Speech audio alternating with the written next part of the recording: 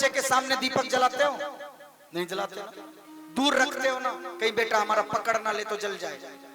लेकिन भगवान के मंदिर में वहीं रखेंगे जहां भगवान बैठे, फोटो के बिल्कुल सामने। फोटो भी काली हो जाएगी, ऊपर भी काला हो जाएगा। अपने बच्चे से दूर रखोगे, भगवान के पास में रखोगे। क्यों? इसका मतलब ये नहीं कि दीपक मत जलाओ, दीपक जलाओ लेकिन दूर रखो। भगवान भी छोटे से हैं, किचन के बगल में भगवान को नहीं बैठाना चाहिए, क्योंकि जो भी जब आप बनाते हो ना वहां चूल्हा जलता है तो भगवान को कष्ट होता है। जो भी आप मिर्च डालते हो उसकी दुर्गंध जो उड़ती है वो भगवान को कष्ट देती है। इसलिए वही बनाओ जो उचित है, भगवान को किचन से दूर रखो, रसोई घर से दूर रखो वैसे, और भाव से प्रसाद भगवान को। दूसरी बात, भोजन बनाओ या कोई भी घर का काम करिए आप लोग, जरूरी नहीं कि नहा धो के 3 घंटा बैठिए तभी पूजा मानी जाती है, बिल्कुल नहीं। जो ऐसा करती हैं माताएं, मैं तो ये मानता हूं कि वो पूजा नहीं करती, वो तो काम चोर है एक नंबर की। ना हम सवेरे सवेरे ही काम है तो पूजा करने बैठ गए। आप झाड़ू लगाते हैं ना, झाड़ू लगाते लगाते भगवान की पूजा कर सकते हैं। भोजन पकाइए, भोजन पकाते पकाते भगवान का नाम लेते जाइए, भगवान की पूजा होगी। और हमेशा मानसिक भक्ति करिए, अर्थात मन से करिए। तन चाहे जहां रहे, तन रहा तीर्थ में, मन रहा घर में, ऐसे तीर्थ जाने का कोई फायदा नहीं होता। कथा में बैठे हैं, मन घर में है, कहीं बहुरानी बुला के अपने मायके वालों को खिला तो नहीं देगी, तो ऐसे कथा सुनने का कोई फायदा नहीं है। बोलो राधे राधे। जब कथा में हो तो कथा में है, घर में है तो घर में है। इसलिए मानसिक भक्ति करिए। और महाराज मैया आज बैठाई हैं और बैठा करके सुंदर चौकी में सजाया है। चौकी को सजा करके कपिल देव भगवान को बैठाया और मां ने प्रणाम किया। हे बेटा, मैं जानती हूं कि तू मेरा बेटा बन के आया है, लेकिन तू जगत का ब्रह्म है।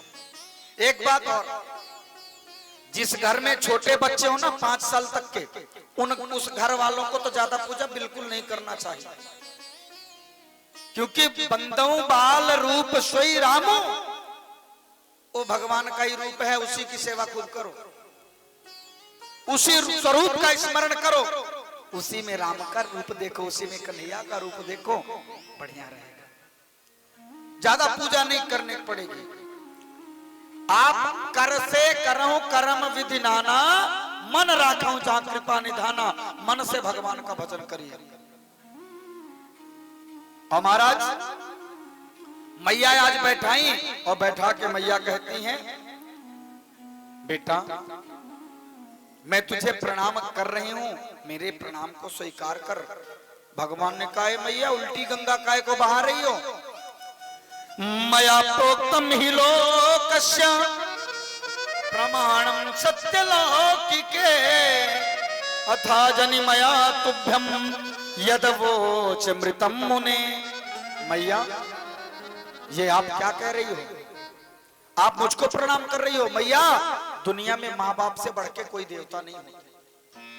माँ, जगत में माँ बाप से बढ़ के कोई देवता नहीं है। हम अपने माँ बाप को दुखी करें, माँ बाप को कष्ट दे करके हम मंदिर में प्रसाद बंटवाएं, मंदिर में भंडारे का आडंबर रचें, तो हम भगवान के भक्त नहीं हो सकते।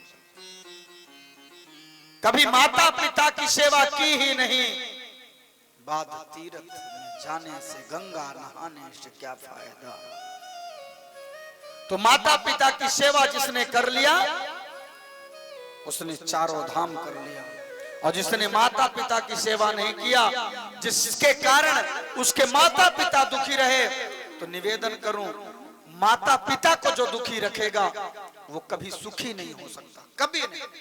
चाहे जितना पूजा कर ले, चाहे जो कर ले, उसको वास्तविक सुख कभी नहीं मिलेगा। पैसा कमा सकता है।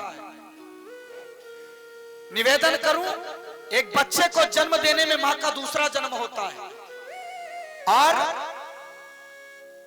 मां 4 बच्चों को, 6 बच्चों को, 10 बच्चों को जन्म देकर के 10 बच्चों को एक मां पाल लेती है, और बुढ़ापे में उन्हीं 10-10 बच्चों से, 4-4 बच्चों से, 6-6 बच्चों से, 2 बच्चों से एक मां नहीं पाली जाती बुढ़ापे में। मैं ना रखूंगा, तू रख, वो कहेगा तू रख। एक बात कहूं, जिसके पास मां होती है वो भाग्यशाली होता है। जिसके साथ माता पिता होते हैं वो परम सौभाग्यशाली है। निवेदन करूं, किसी ने कहा है कि किसी के हिस्से में मकान आया, किसी के हिस्से में दुकान आई, पर मैं बड़ा भाग्यवान था कि मेरे हिस्से में मेरी मां आई। जब दुख होता है तो बच्चा रो रो के मां को बुला लेता है, वो बच्चा अपनी मां को कैसे बुलाए जिस बच्चे के मां नहीं होती। तो मां का दर्द उनसे पूछना जिनके मां नहीं है। तो महाराज, माता पिता का जो दर्द है, माता पिता का जो कष्ट है, वो बड़ा ही, माता पिता कितने कष्ट सहते हैं बच्चों को जन्म देने में। समय का अभाव रहता है, कथाएं तो इतनी हैं। एक छोटी सी कथा बताऊं। एक बार एक आदमी, बहुत बड़ा आदमी हुआ, बहुत पैसा हुआ उसके पास। वो अपने माँ के पास गया और माँ से कहता है, माँ मैं तुम्हारे ऋण से उऋण होना चाहता हूं। रोज रोज कहते हो कि हम तुम्हारे माँ हैं, हमारी तरफ भी देखो, तुम्हारे बूढ़े माँ बाप हैं, हमारी तरफ देखो, आज तुम बताओ जो कहोगे, आज तुम अपने ऋण से उऋण कर दो। माँ ने कहा, बेटा मैंने तो ऐसा कभी नहीं कहा कि तू ऋणी है मेरी, तू मेरा ऋणी है, मैंने तो ऐसा कभी नहीं कहा। नहीं माँ, आज तू बता, मैं तेरे ऋण से आज ऋण होना चाहता हूं। माँ ने कहा, बेटा तू कुछ मत कर, आज मेरे साथ सो जा बस। तू कलेक्टर हो गया है ना, तू मंत्री हो गया है ना, तू आज मेरे साथ सो जा बस, इससे तेरा ऋण समाप्त हो जाएगा। ठीक है। बेटा सो गया, बगल में लेट गया। लेटा था, मां ने कहा कि बेटा एक काम करो। थोड़ी देर हुआ, जब 10-11 बज गए तो मां ने कहा, बेटा प्यास लगी है, पानी लाओ। बेटे को नींद ही लगने वाली थी, उसी समय मां ने अचानक से कहा, पानी लाओ। बेटा जाता है पानी लेने, पानी लेके आता है। मां थोड़ा सा मुख में रखती है, पूरा पानी बिस्तर में गिरा देती है। जिधर बेटा सोया था उधर गिरा दी। बेटे को बड़ा अजीब लगा। मां ने कहा, सो जा। लेट गया उसी गीले बिस्तर पर। मां ने कहा, बेटा जा, लेट जा, सो जा। थोड़ी देर हुआ, बेटे की नींद लगने वाली थी। मां ने फिर कहा, बेटा पानी ला, प्यास लगी है। बेटा फिर से पानी लाता है, मां थोड़ा सा पीती है, फिर बिस्तर में पानी गिरा देती है। जिधर बेटा लेटा है गीला हो जाता है। बेटे को बड़ा क्रोध आता है, लेकिन आज ऋण उतारना है, बोल नहीं रहा। मां ये क्या कर रही हो, बार बार क्या बार बार कर रही हो तुम? कुछ नहीं बेटा, सो जा। फिर बेटा लेटता है, देखती है मां फिर से सोने वाला होता है बेटा। जैसे नींद लगने वाली है बेटे की, मां ने फिर से कहा, बेटा जाओ पानी लाओ। बेटा पानी लाता है, क्योंकि ऋण उतारना है आज, माँ के ऋण से ऋण होना है। पानी लेने जाता है, माँ को पानी देता है, पानी थोड़ा सा पीती है, पूरा पानी बिस्तर में फिर गिरा देती है। ऐसा 25 बार चला, पर ऋण उतारना था आज। फिर से माँ ने कहा बेटा पानी लाओ। बेटा पानी लाता है, माँ पानी थोड़ा सा मुख में चुबाती है, पानी गिरा देती है। बेटा कहता माँ ये क्या कर रही है तू? मैं बार बार पानी ला रहा हूँ, जब मुझे नींद लगनी होती है उठा देती है और पानी गिरा देती है। माँ की आंखों में आंसुओं की धार आ गई। माँ ने कहा बेटा बस एक दिन में ही ऋण उतर गया तेरा। एक दिन? अरे मैंने तो तेरे लिए कितने सालों तक ये सहा है। मैं तो तेरे बिस्तर में पानी गिराती थी, मुझे भी नींद लगने वाली होती थी, तू रोता था, मैं तुझे अपना दूध पिलाती थी, तू बार बार बिस्तर पे मलमूत्र त्यागता था, उस गीले पे मैं सोती थी, तुझे सूखे में सुलाती थी, मैं भूखे सोती थी, तुझे पिलाती थी खिलाती थी, मैं भूखी रहूं, मैं बीमार रहूं, मेरे प्राण निकलने वाले होते थे, मुझे बड़ा कष्ट होता था, लेकिन जन्म लेते ही मैं तुझे स्तनपान करवाती थी कि मेरा बेटा है। और आज तू बस बेटा इतने में एक दिन भी तू नहीं कर पाया। बेटे ने कहा मां मैंने ऐसा किया। बेटे के आंखों से आंसू निकल आया। बेटे ने क्या कहा? निवेदन करूं दुनिया में मां से बढ़ के कुछ नहीं। और वही भाव लेकर के अपने मां को प्रणाम करते हुए सभी लोग तो कितनी प्यारी है,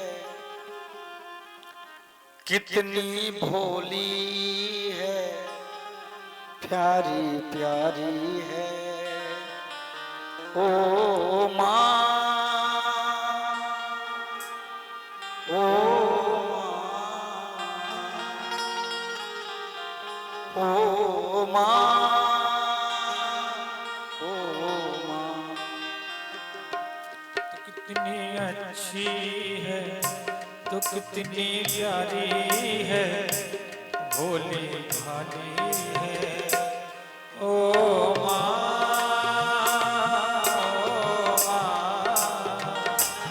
ओ मां, ओ मां। तो कितनी अच्छी है, तो कितनी प्यारी है, भोली भाली है ओ मां, ओ मां।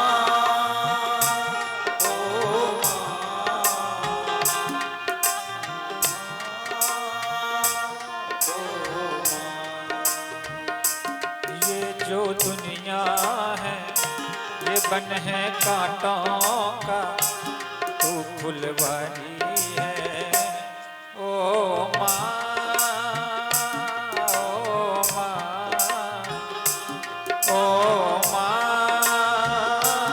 ओ मां। कितनी अच्छी है, तो कितनी प्यारी है, भोली भाली है ओ मां,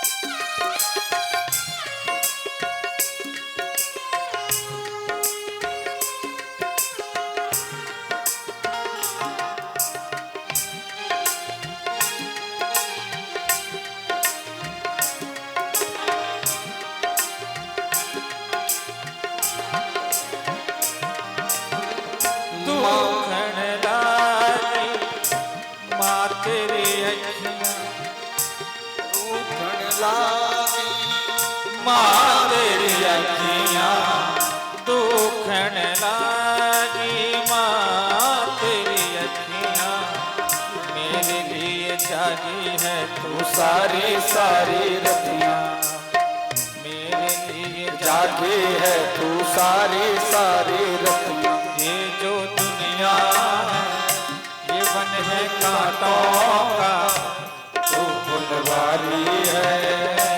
ओ माँ, ओ माँ, ओ माँ, ओ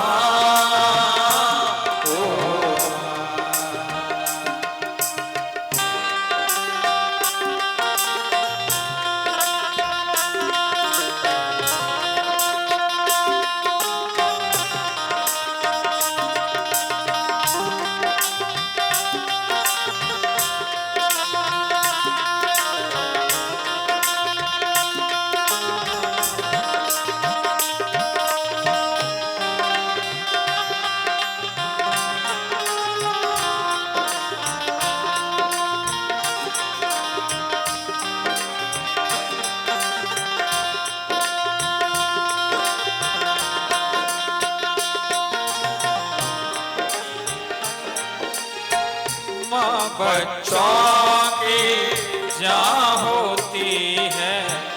माँ बच्चों की जान होती है। वो होते हैं किस्मत वाले जिनके माँ होती है। वो होती हैं किस्मत वाले जिनके माँ होती है। मेरे हंसने पे, मेरे रोने पे, मेरे हंसने पे, रोने पे तू बलिहारी है। ओ माँ, ओ माँ, ओ माँ, ओ माँ, ओ माँ, ओ माँ, ओ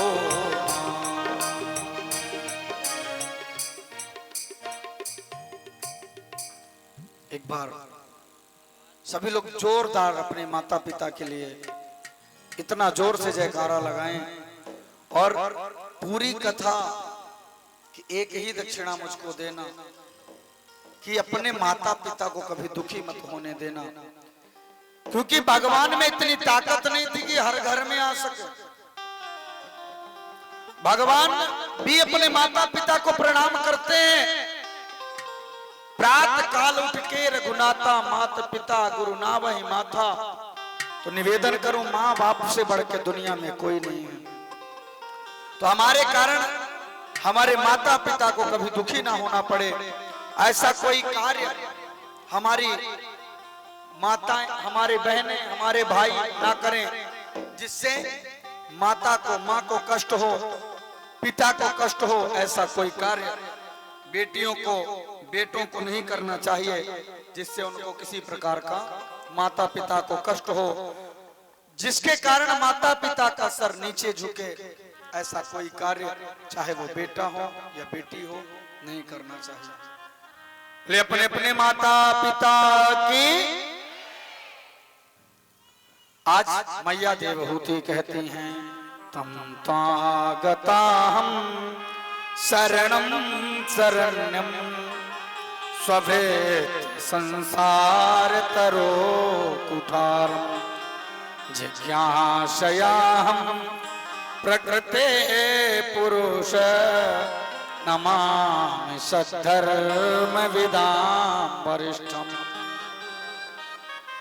मैया देवहूति कहते हैं कि हम दुनिया के कुठार में, दुनिया के जंजाल में बेटा फंसे हैं।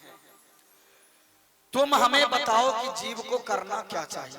भगवान ने कहा, मां पहली बात तो मैं आपको ज्ञान देने के लायक नहीं हूं, मैं अपनी मां को समझाऊं इतनी मेरी सामर्थ्य नहीं, परंतु जो मेरे माता पिता की कृपा से मिला है मैं वो आपको बता रहा हूं। भगवान कहते हैं कि जीवन में हमेशा प्रसन्न रहिए। भगवान कहते हैं कि प्रत्येक जीव को ईश्वर का अंश मान के उसकी सेवा करिए, उसका साथ दीजिए, कभी किसी का बुरा मत चाहिए और हमेशा मानसिक भक्ति करिए। सबसे बड़ा भक्त भगवान को कौन पसंद है? बोले जो हमेशा प्रसन्न रहता है, जो दिन भर मुंह बना के बैठा रहे ना, उसको भगवान पसंद नहीं करते। भगवान किसे पसंद करते हैं? बोले जो हमेशा प्रसन्न रहता है, चाहे सुख हो या दुख हो। हम लोग दुख में रोने लगेंगे, सुख में फूले नहीं समाएंगे। कहते हैं दुख में तड़पो मती, सुख में फूलो मती, प्राण जाए मगर प्रभु नाम भूलो मती। मुरली वाले को मन से रिझाते चलो, कृष्ण गोविंद गोपाल गाते चलो। हमेशा हर और मुस्कुराते हुए भगवान का याद करिए। पहली बात तो खुद मुस्कुराते रहिए, और मुस्कुराती हुई जो छवि हो ना, उसी को अपने घर में रखिए। तलवार लिए, शस्त्र लिए भगवान को अपने घर में नहीं रखना चाहिए। हमको शस्त्र वाले भगवान की जरूरत नहीं है, हमको तो शास्त्र वाले भगवान की जरूरत है। हमको जो मुस्कुराते हुए कन्हैया खुद मुस्कुराते रहे और हमारे भी चेहरे में मुस्कान देते रहे, ऐसी छवि का स्मरण करिए कि बंसी लिए हैं और मुस्कुरा रहे हैं। वही भगवान की चितवन यहाँ पर बैठी हो और दिन भर उसी का ध्यान करिए और हमेशा मानसिक भक्ति करिए। मानसिक भक्ति सर्वश्रेष्ठ बताई गई है और हमेशा प्रसन्न रहना सर्वोपरि भक्ति है। जितना भगवान के जीवन में दुख आया है, कन्हैया जन्म लिए गोकुल जाना पड़ा, 7 दिन के हुए पूतना आ गई मारने, अघासुर, बकासुर, तृणावर्त, सकटासुर, रोज कोई ना कोई दैत्य आया भगवान को मारने। लेकिन हमारा आपका कर्तव्य है कि हमेशा प्रसन्न रहें, हमेशा मुस्कुराते रहें। ऐसा नहीं कि हमको दुख हो गया तो हम 24 घंटा रोते रहे। भगवान कहते हैं सब पे मेरा रूप देखो, सिय राम मैं सब जग जानी, करहूं प्रणाम जोर जुग पानी। प्रत्येक जीव पे मेरा इतना चिंतन करो, मेरी छवि को ऐसे मस्तक में बैठा लो कि हमारे सामने यदि हमारा दुश्मन भी खड़ा हो तो उसमें हमें हमारे भगवान का दर्शन हो। क्यों? क्योंकि अहम सर्वेषु भूतेषु भूतात्मा अवस्थितः सदा। कहते हैं मैं सब जगह सर्वत्र रूप से तभी दिखूंगा जब तुम सबको मेरा रूप में, मेरे रूप को सब में देखोगे। और मैं सब जगह हूं, हरि व्यापक सर्वत्र समाना,